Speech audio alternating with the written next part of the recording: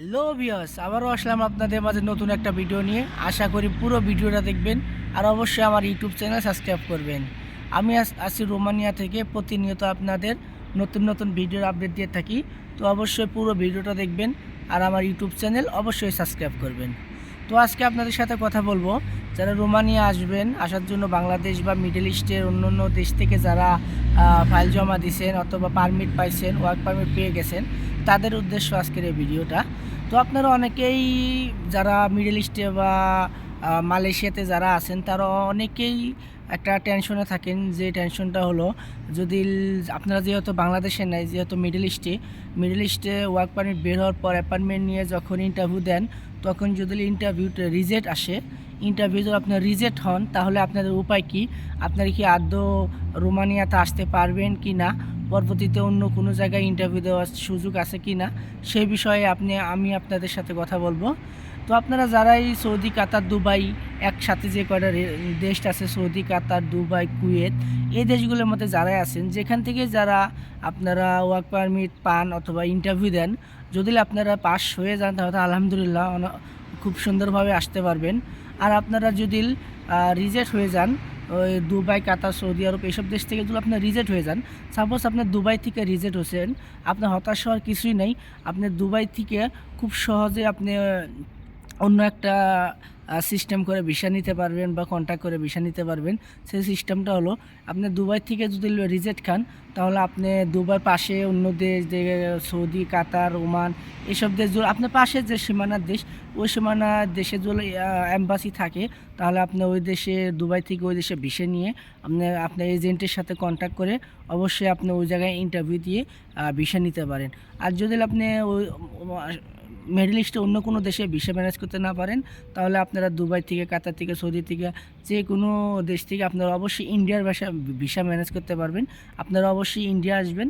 India আসলে আপনি interview দিলে অবশ্যই আপনারা ভিসা পাবেন। এটা আমি এতই করে বলতেছি, কারণ আমার কিছুদিন আগে আমার কোম্পানিতে দুইটা লোক মালয়েশিয়া থেকে রিজেক্ট খাইছিল।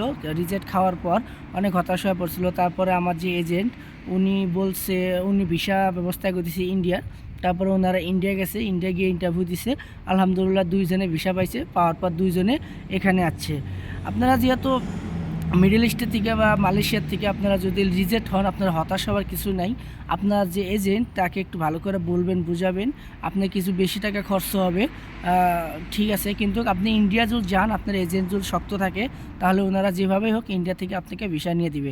যেমন এটা প্রমাণ আমার দুইটা লোক মালয়েশিয়া রিজেক্ট খাওয়ার পর ওনারা ইন্ডিয়া গেছে, ইন্ডিয়া গিয়ে ভিসা নিয়ে এখন ওনারা ইউরোপ আসা পড়ছে। এই জন্য আমি ভিডিওটা আপলোড দিলাম। তো যারা বাংলাদেশে ভাই আছেন, তারা অবশ্যই যারা ইন্ডিয়ার থেকে ভিসা নেন, বর্তমান তো ইন্ডিয়ার ভিসা বাংলাদেশ থেকে অনেক হার্ড, আপনারা জানেন, আর অনেক টাকা খরচ। কিছুদিন আগে একটা লোক ইন্ডিয়া গিয়া ভিসা দিছে, তার খরচ হয়েছে 85,000 টাকা। বাংলাদেশ থেকে ইন্ডিয়ার একটা ভিসা ম্যানেজ করতে তার খরচ পড়ছে 85,000 টাকা। তাহলে আপনারা বুঝতেই পারতেছেন কি একটা অবস্থা। আর যারাই বাংলাদেশ থেকে ইন্ডিয়া যাবেন, অবশ্যই ভালো প্রিপারেশন নিয়ে যাবেন, ভালো করে সব কিছু মুখস্থ করে যান, বা যেমনে যান খুব সুন্দর করে ইন্টারভিউ দিবেন, তাহলে আপনারা ভিসা পাবেন, ভিসা রিজেক্ট হবে না। আর যেহেতু বাংলাদেশে এখন কোনো এম্বাসি নাই, রোমানিয়ান এম্বাসি নাই বাংলাদেশে, সেহেতু বাংলাদেশে যারা আছে তাদের জন্য একটু কঠিন হবে। যদি ইন্ডিয়া গিয়ে ভিসা পান, তাহলে আলহামদুলিল্লাহ। যদি ভিসা না পান, তাহলে বাংলাদেশি ভাইদের জন্য আপাতত কোনো ব্যবস্থা নাই যে আপনারা অন্য কোনো সিস্টেমে ইউরোপ আসবেন। তো আপনারা যারা বাংলাদেশে আছেন, একটু ধৈর্য ধরেন। আমার মনে কয় বা অনেক জায়গা থেকে আলোচনা শুনতেছি, বাংলাদেশে এম্বাসি যাবে। যদি বাংলাদেশে সময় মতো এম্বাসি যায়, তাহলে আলহামদুলিল্লাহ আপনারা খুব সহজে আসতে পারবেন। কারণ এখন যেহেতু বাংলাদেশে কোনো এম্বাসি নাই, সেহেতু একটু কঠিনই বাংলাদেশ থেকে আসা। তো আপনারা অবশ্যই ধৈর্য ধরবেন। আর ইন্ডিয়াও তেমন সুবিধা না, এখন আপনি 70-80 হাজার টাকা দিয়ে ইন্ডিয়া যাবেন। ইন্ডিয়া গেলে আপনাদের এখনই ভিসা পাবেন তার কোনো গ্যারান্টি নাই, কারণ ইন্ডিয়া 100%-এর মধ্যে 8 থেকে 10% ভিসা বাংলাদেশিদের দেয়, আর 90% ভিসায় ক্যান্সেল করে।